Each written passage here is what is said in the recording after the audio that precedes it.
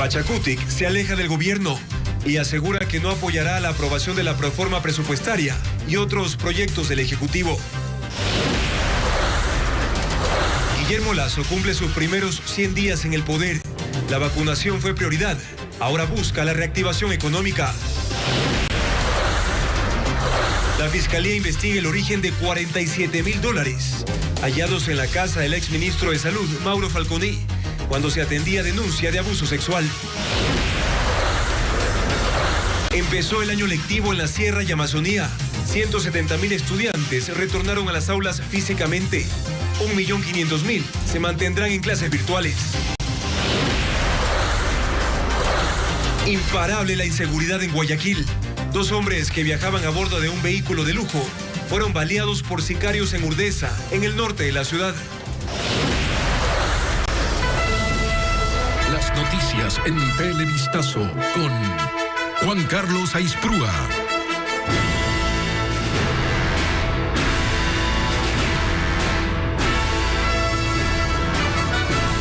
¿Qué tal, amigos? Bienvenidos a una nueva jornada de noticias en Televistazo Estelar. Comenzamos informándoles que Pachacutic se distancia del gobierno en la Asamblea y anuncia que no apoyará las leyes que remita. Además, lo acusan de provocar el descrédito del legislativo. Con esto, la mayoría que puso autoridades en el Parlamento se rompería. Patricio Díaz nos cuenta que para algunos legisladores, sí. Que no van a apoyar ni presupuesto que analiza la Asamblea, dicen en Pachacutic. Y menos aún otras leyes que envía el Ejecutivo. La bancada se presentó molesta frente al gobierno. Que las leyes que van a ser lesivos para los derechos de los ecuatorianos no van a pasar y no vamos a apoyar. Es que acusan al gobierno de ser responsable del desprestigio que está teniendo la Asamblea en los últimos días. Y señalan a la ministra Alexandra Vela por sus declaraciones acerca de que si el diálogo en el legislativo no funciona, los cambios que quiere el Ejecutivo se buscarían a través de una consulta popular. Que están tratando de utilizar los errores de algunos asambleístas para justificar toda esta campaña de desprestigio a la Asamblea, no luchando contra la corrupción de los asambleístas, sino para poder terminar con la Asamblea. Eso es lo que buscan. En el bloque de gobierno responden. En realidad no es el gobierno ni es el bloque oficialista quien está motivando estos descréditos, son los propios asambleístas que con su actuar o con las presunciones que existen en su contra, arman o se arma o se maneja o se mal maneja esta imagen. Pero con todo esto, ¿qué pasa con la mayoría que llevó a Guadalupe Llori a la presidencia de la Asamblea? Parecería que hasta aquí llegó. Tenemos un acuerdo con la izquierda democrática. Voy a ser enfático en repetir. No hay una agenda legislativa con el gobierno. En UNES son más lapidarios. Cuando ya se ha roto esta mayoría que existía, hay que ver en los cargos públicos del Estado cuántos nuevos funcionarios van a salir. En la izquierda democrática, aliados de Pachacutic son más cautos y al menos sobre el desprestigio de la Asamblea no piensan igual.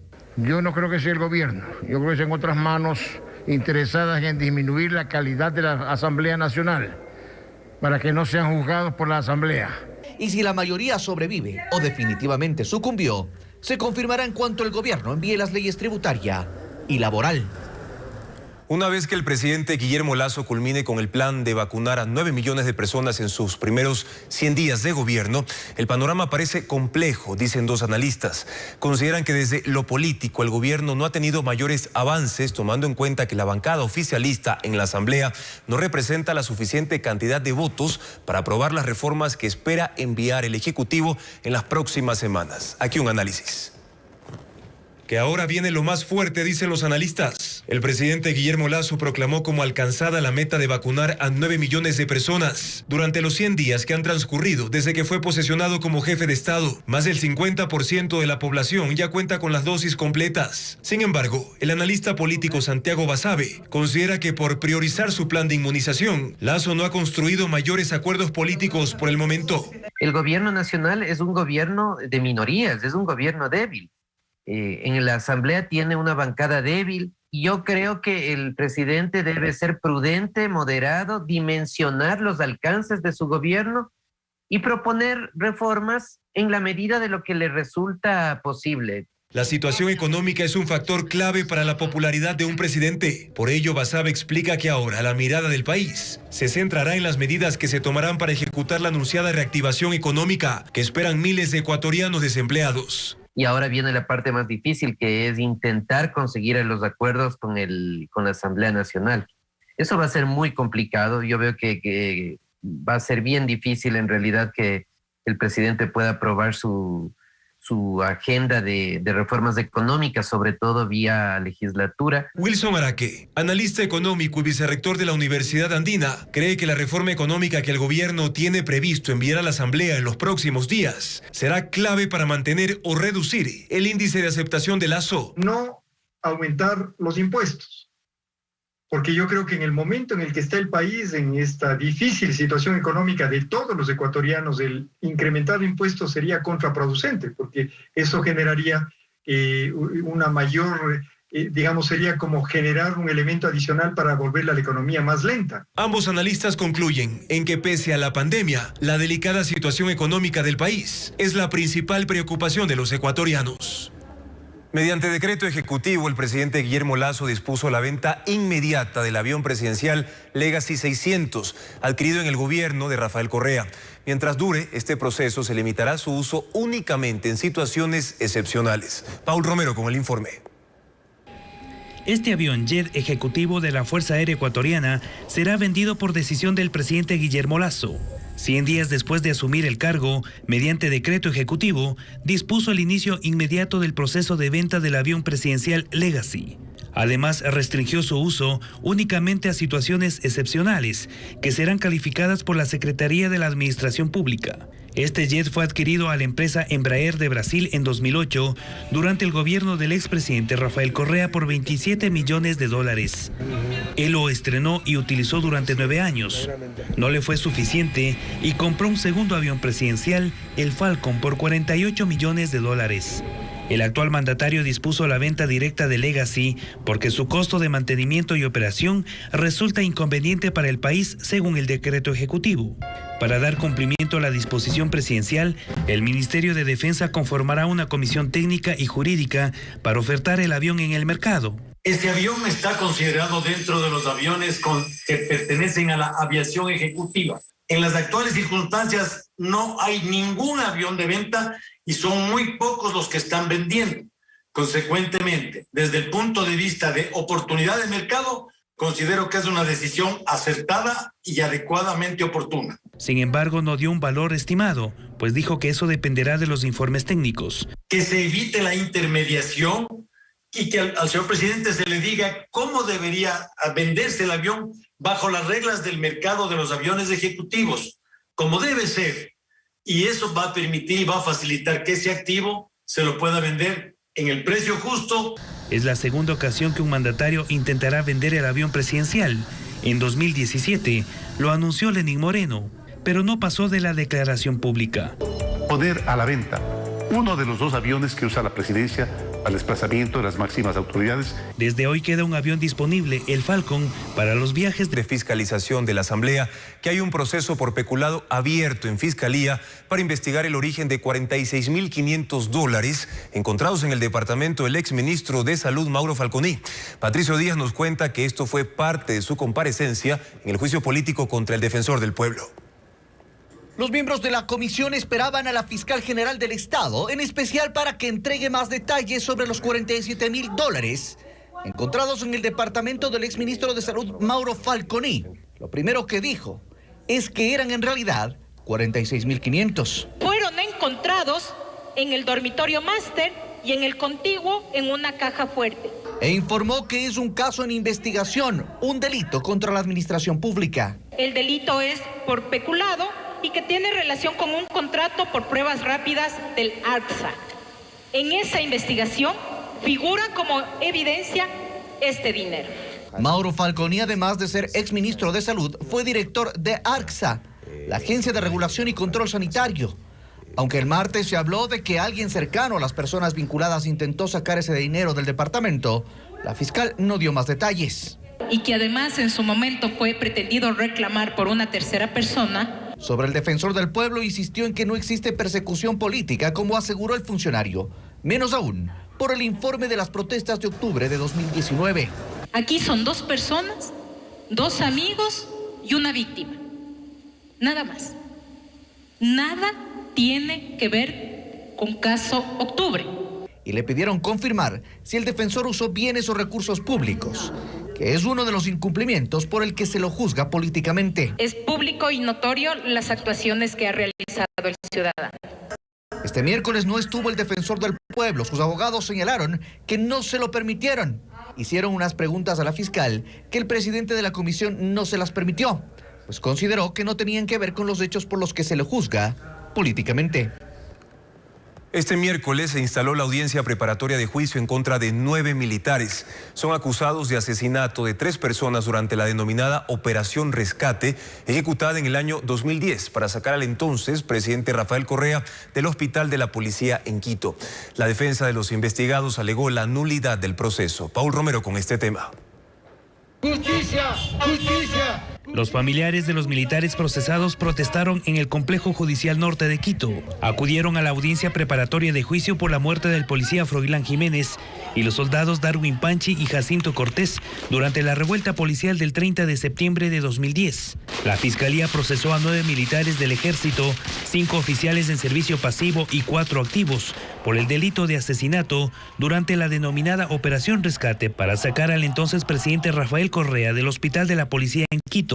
Los abogados de los militares procesados pidieron a la jueza del caso que declare la nulidad de la investigación. Se ha violentado el derecho a la defensa y por ello es que hemos pedido a la jueza que nuevamente declare la nulidad y vuelva a la etapa de investigación. Los policías les culpan a los militares a los policías. ¿Y quiénes hacen los informes? Los mismos policías. Por eso, este proceso no avanza. La defensa de Froilán Jiménez, quien murió durante el tiroteo en el momento que salía Correa del hospital, cuestionó la solicitud de nulidad. Son más dilataciones en este sentido para que las víctimas no tengan, en este caso, una respuesta oportuna o conocer la verdad que se dio. No solamente quién mató a Froilán. Ernesto González, jefe del Comando Conjunto de las Fuerzas Armadas en 2010, reiteró el nombre de la persona que ordenó la operación militar. Y las Fuerzas Armadas lo que cumplieron fue orden de la autoridad legítima de ese momento, el expresidente Rafael Correa Delgado, ¿no? Los familiares de los procesados cuestionaron la investigación de la Fiscalía. Hay pruebas más que suficientes para saber quiénes fueron responsables de esta locura. Fueron los señores insurrectos policiales, un grupo, y ellos ahora están libres. La expectativa se mantiene por la decisión de la jueza de si los llama o no a juicio.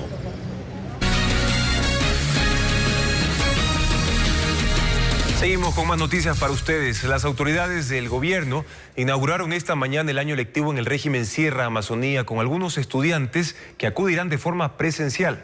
El presidente de la República y la ministra de Educación asistieron a la unidad educativa Manuela Cañizares en el centro norte de Quito, como nos muestra Byron Andino. Para ellos era por fin el momento del reencuentro. Significaba dejar las pantallas y reconocerse. Recordaban ese jueves 12 de marzo de 2020, un día de despedida, pues debían dejar las aulas físicas por la pandemia. Los profesores, compañeros y amigos estaban ahí, en la virtualidad, pero faltaba ese calor humano, esas risas, esas charlas.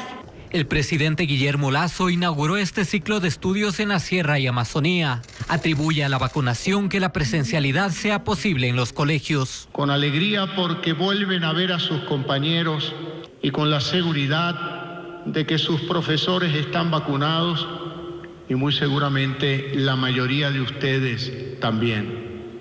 No lo imaginábamos, pero logramos alcanzar la vacunación también de los menores de edad.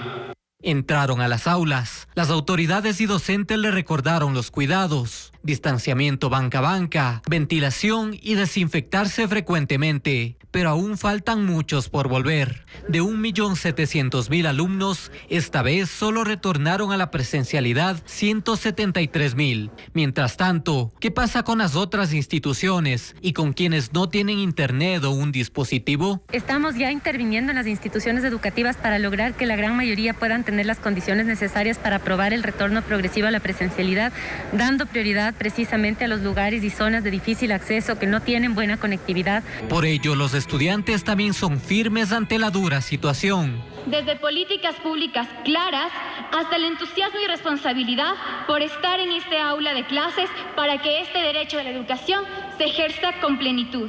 Un nuevo ciclo educativo que enfrenta más retos en este complejo proceso de enseñanza-aprendizaje en tiempos todavía de pandemia. A la difícil situación del Instituto Ecuatoriano de Seguridad Social se suma otro problema. Algunos prestadores de servicios ya levantan sus quejas por falta de pago. Carla Delgado nos cuenta más. Este médico especialista llega a la casa de un adulto mayor en Quito. El paciente presenta un malestar intenso en su espalda. Acuéstese un ratito, boca arriba. Pero no es el único médico que se mueve por la ciudad. María atendió a Isabela en su casa. Es una niña de 3 años que aparentemente presenta una alergia. Y dentro de los signos de alarma, fiebre más de 38 Ellos son parte de Médico a Domicilio, un proyecto del Instituto Ecuatoriano de Seguridad Social que nació en 2020 con la promesa de descongestionar los hospitales. Pero en su segundo año de implementación ya corre riesgo de desaparecer, pues afirman que el organismo no ha cumplido con los pagos desde febrero. Y con las personas que nos han contratado, nos indican también que las autoridades del IES no les contestan y también, por lo tanto, no nos han podido cancelar. Pero por compromiso social, ético, nosotros, por formación, siempre estamos al servicio y estamos atendiendo a los pacientes. Somos también un aporte importante para los pacientes y el cual también nosotros, al igual que todos, mensualmente tenemos gastos que tenemos que cubrir.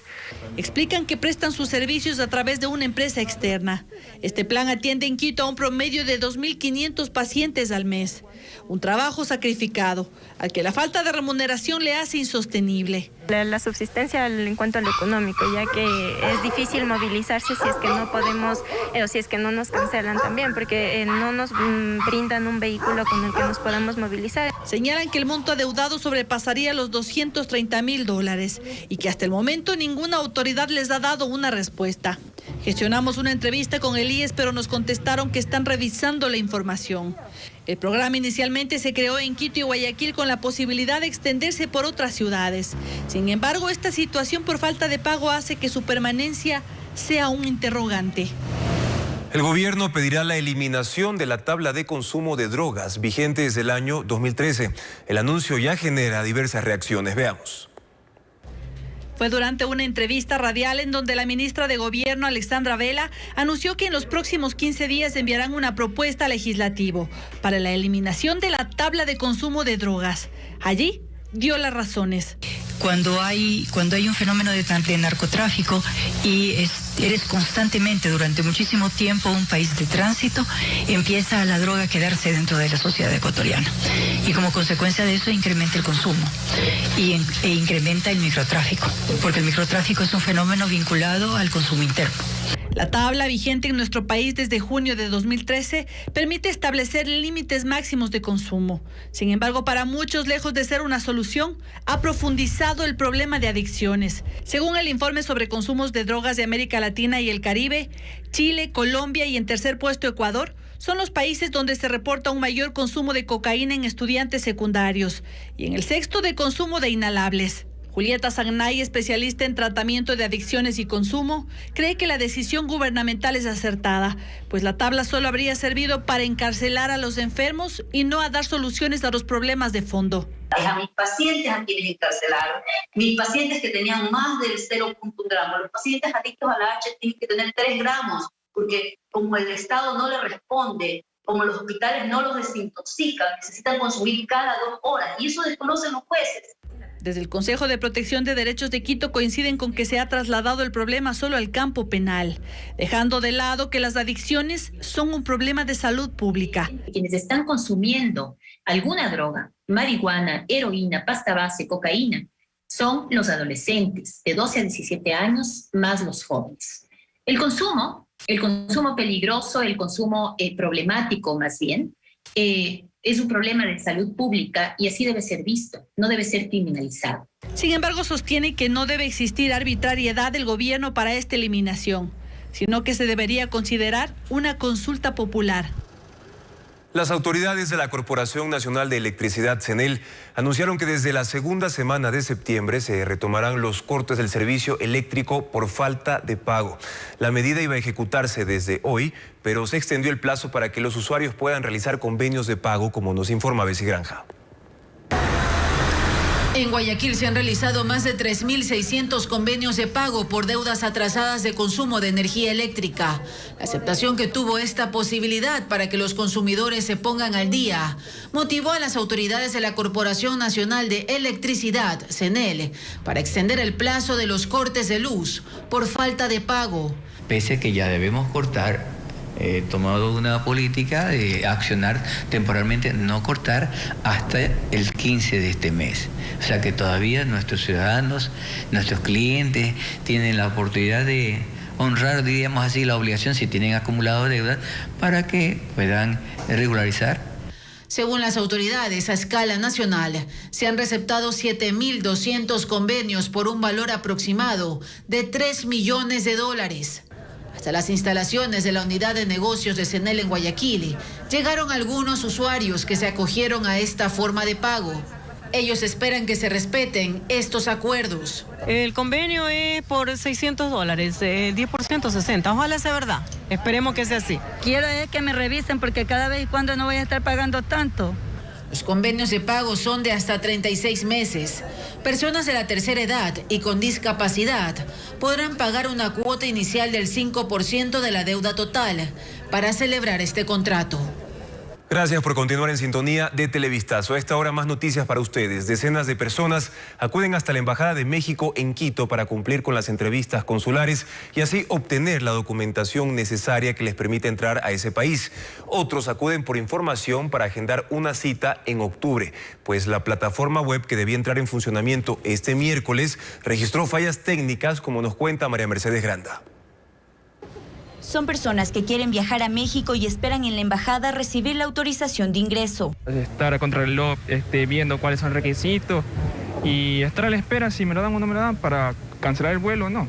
En cambio, quienes planean viajar en octubre primero deben agendar una cita a través de la plataforma web, pero afirman que no lo lograron y por ello acudieron en busca de información. Lo he intentado a las 12 de la noche, lo intenté a las 5 de la mañana, lo intenté a las 10 de la mañana, lo he intentado todo el día y la página no sirve. Uno se mete y no está habilitada la página. El jefe de Cancillería de la Embajada de México en Ecuador, Roberto Canseco, se refirió a los problemas que experimentó la página web. Y estamos tratando de expedir un mayor número de visas con el fin de atender a todos los nacionales ecuatorianos. Explicó que la entrega de visas se desarrolla con normalidad y pidió calma a la ciudadanía con fecha cercana de viaje. Tenemos esta dificultad, no es que las computadoras de los usuarios tengan problema, no es que la plataforma no esté dando el servicio al usuario, pero les pedimos comprensión. Esperamos que se solucione en lo inmediato. Desde este 4 de septiembre regirá la obligatoriedad de visa para ecuatorianos que viajen a México. Se precisó que la autorización se otorgará únicamente a quienes justifiquen solvencia económica y motivos para retornar al Ecuador. Las relaciones entre Ecuador y Estados Unidos pasan por un buen momento, indicó el cónsul de ese país, Brian Kigley. Además, señaló que Ecuador recibe cooperación en distintos ámbitos y que la construcción de un acuerdo comercial entre ambos países va por buen camino. Son miles los ecuatorianos que en este último año han sido retenidos por su ingreso ilegal a los Estados Unidos. El cónsul de ese país en Guayaquil, Brian Quigley, se refirió a este tema. Y tenemos varios programas como lo que estamos promocionando hoy para que la gente pueda aprender algún negocio, algún oficio y con el fin de quedarse aquí. Vamos a hablar del sueño ecuatoriano de ser exitoso aquí mismo en su país. No vale la pena poner en riesgo su vida. También aludió a la intención del gobierno ecuatoriano de llegar a un acuerdo comercial con Estados Unidos. Sobre ese tema también hay comunicación constante entre los dos países. Es todo un proceso. Lo bueno es que se ha empezado ese proceso. Recién tuvimos la visita de la Cámara de Comercio, Departamento de Comercio de los Estados Unidos aquí a Ecuador. Hay un plan hecho, son detalles, muchos detalles, pero se está avanzando. Y hay la muestra muestra de las dos partes, porque eso se trata de dos socios y cada socio tiene que poner de su parte. La cooperación entre Ecuador y Estados Unidos abarca distintos ámbitos. Uno de ellos, la lucha contra el crimen organizado. El mundo está ligado, el mundo está tan junto que lo que pasa aquí en Ecuador tiene repercusiones en otros países y viceversa. Entonces, como buenos vecinos de las Américas, es muy importante trabajar juntos y intercambiar esa información, esa inteligencia, ese conocimiento, tanto que nosotros podemos dar y los ecuatorianos a nosotros. Sobre la apertura del gobierno para eventualmente recibir a refugiados afganos en nuestro país, indicó que por ahora no se lo va a requerir, pero que es bueno saber que existe la predisposición para ello. Estamos muy agradecidos. Ecuador como país se ha mostrado ser un país hermano y ha abierto la puerta a la posibilidad de que podían llegar a afganos. Eso habla muy bien de Ecuador y su posición como país internacional. A propósito de los servicios consulares para ecuatorianos que buscan visas de turista, indicó que por el momento continúan suspendidos. Seguimos con más información. La inseguridad imparable. Sicarios asesinan a tiros a un hombre que se movilizaba en un auto de lujo en una zona residencial de Guayaquil. La víctima iba en compañía de un familiar que resultó herido tras el tiroteo y se recupera en una casa de salud. William John con los detalles de este nuevo crimen en el puerto principal. Es una ola de sangre que no se detiene y en el puerto principal parecería que cualquier sitio se ha convertido en una escena del crimen. El caso más reciente ocurrió esta tarde en la ciudadela Urdesa. El crimen ocurrió en esta calle de intenso movimiento vehicular, en una zona residencial del norte de Guayaquil. Los disparos se registraron en este punto. Luego, el vehículo y sus ocupantes se estrellaron a pocos metros de este lugar. Finalmente, los sicarios huyeron en moto por esta calle. Fueron más de 12 disparos contra los dos ocupantes de este auto de lujo. El conductor falleció de inmediato. Su acompañante resultó herido y fue trasladado a un hospital. Por el levantamiento de indicios, la ubicación de vainas, por ejemplo, de unos 100 metros atrás, al impacto del vehículo, al estrellamiento del vehículo, donde empezamos a encontrar estos indicios. Quiere decir que este vehículo era seguido ya por esta unidad motocicleta. Algo que le llamó la atención a la policía es que este atentado se registró a plena luz del día, con cámaras de vigilancia grabando en la zona y con varios testigos cerca, que al escuchar los disparos se escondieron en sus casas, detrás de postes o junto a vehículos estacionados en la cuadra por temor a una bala perdida. Y fue a las 2:30 que se escucharon como 9 o 11 tiros seguidos y después de unos segundos se escuchó el estruendo del golpe. Luego del levantamiento del cadáver, la policía y fiscalía iniciaron la investigación de este caso, recogiendo evidencias y testimonios de familiares de las víctimas. Esta mañana sicarios asesinaron a tiros a un funcionario del municipio del cantón Juján en Guayas.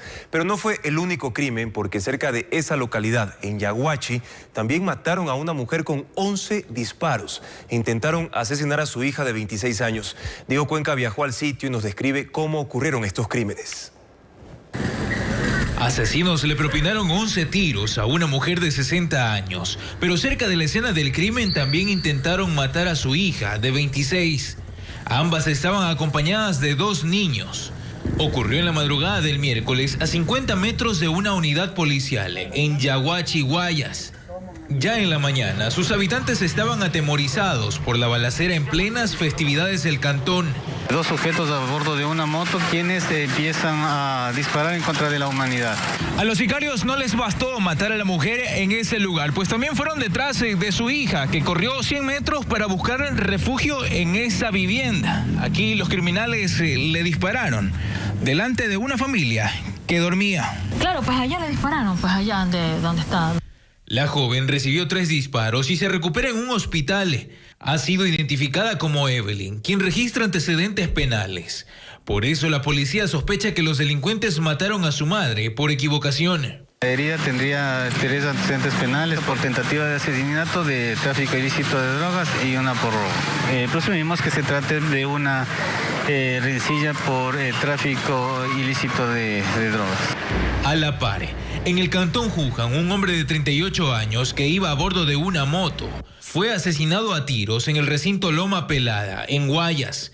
La policía identificó que la víctima era funcionario del municipio de esa localidad. Laboraba en el departamento de rentas. Y que la última vez que lo habrían visto es ayer, luego del trabajo, y dirigiéndose en su motocicleta hacia su casa. Donde ocurrió el crimen no había cámaras de seguridad, por lo que se complica identificar a los criminales.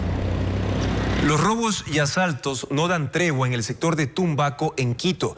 Los vehículos son el principal blanco de los delincuentes. Veamos.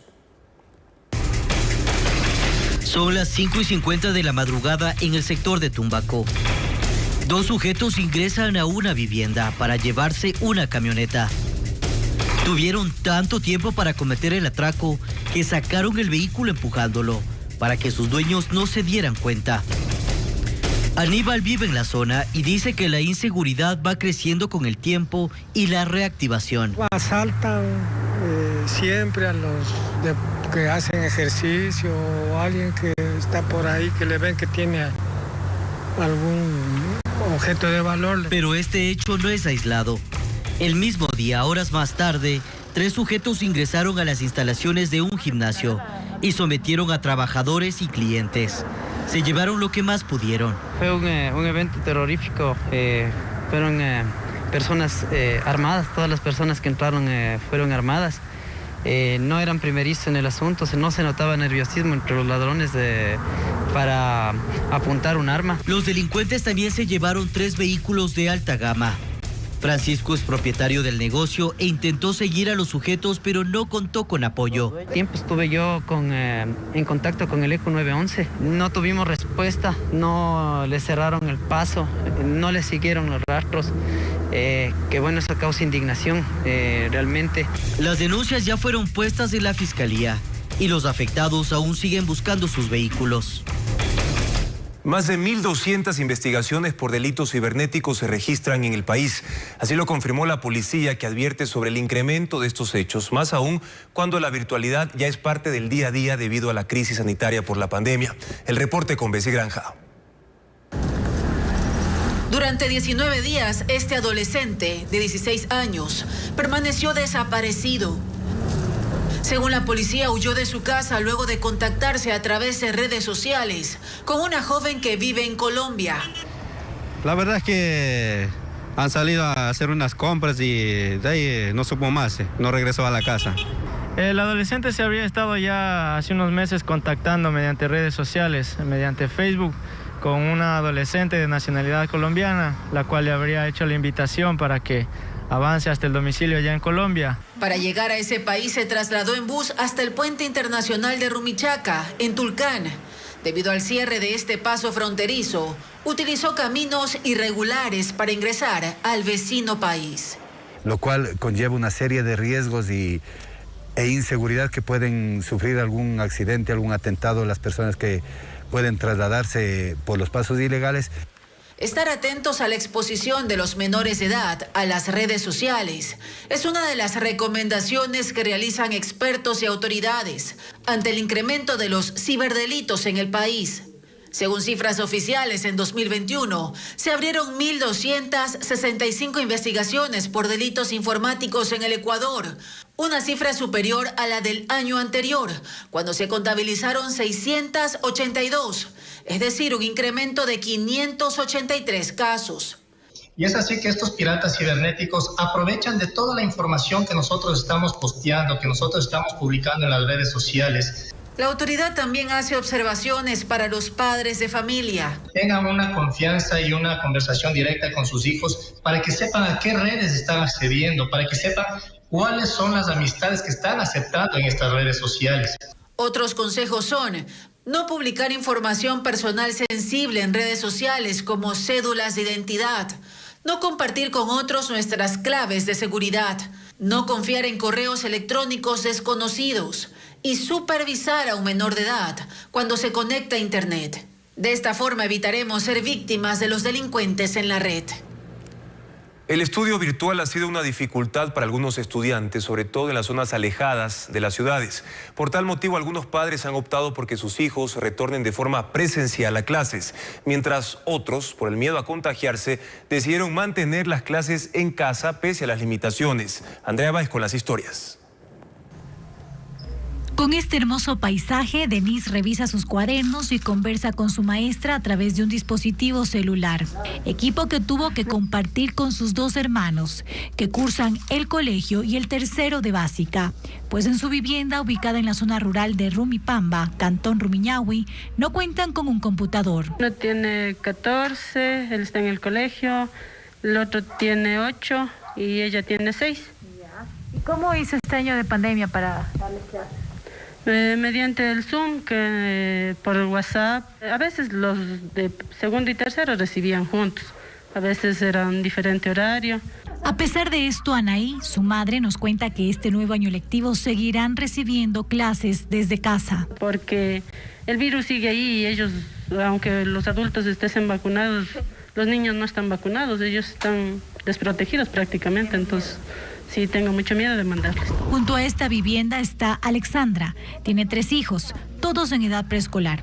A diferencia de Anaí, ella ha decidido enviarlos a las aulas, pues recibir las clases a través de un solo celular y la mala conectividad que hay en la zona complican los estudios de sus hijos. Internet, se puede decir, me compartía una vecina de aquí atrás, pero después como las clases eran bajas, se cortaban las clases, no entendían los niños. Sí los voy a mandar porque se puede decir, no es lo mismo que estar en la casa que estar en el contacto de los profesores con los niños. Kevin es uno de los más de 135,000 estudiantes que para este nuevo año lectivo dejarán de recibir clases en sus hogares para acudir de manera presencial a las aulas.